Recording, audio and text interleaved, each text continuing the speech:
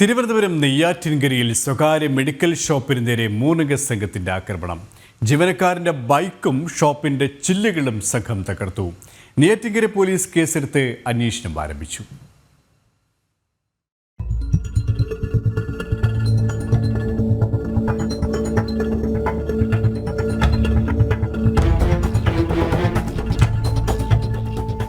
ഇന്ന് പുലർച്ചെ 2 മണിയോടെയായിരുന്നു സംഭവം.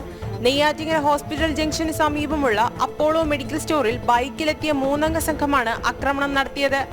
മെഡിക്കൽ ഷോപ്പ് ജീവനക്കാരനായ അനസിനെ പുറത്തേക്ക് വരാൻ സംഘം ആവശ്യപ്പെട്ടെങ്കിലും വഴങ്ങാത്തതിനെ തുടർന്ന് അക്രമികൾ ഷോപ്പിന് മുന്നിലുണ്ടായിരുന്ന ബൈക്ക് അടിച്ചു തകർക്കുകയും കടയുടെ ചില്ലുകൾ അടിച്ചു തകർക്കുകയും ചെയ്തു.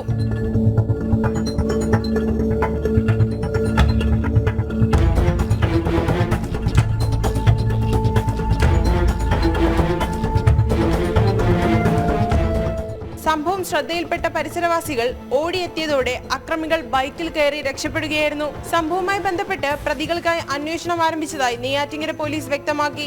CCTV ദൃശ്യത്തിൽ പ്രതികളുടെ മുഖങ്ങൾ വ്യക്തമായിട്ടും പോലീസ് പ്രതികളെ പിടികൂടിയിട്ടില്ല.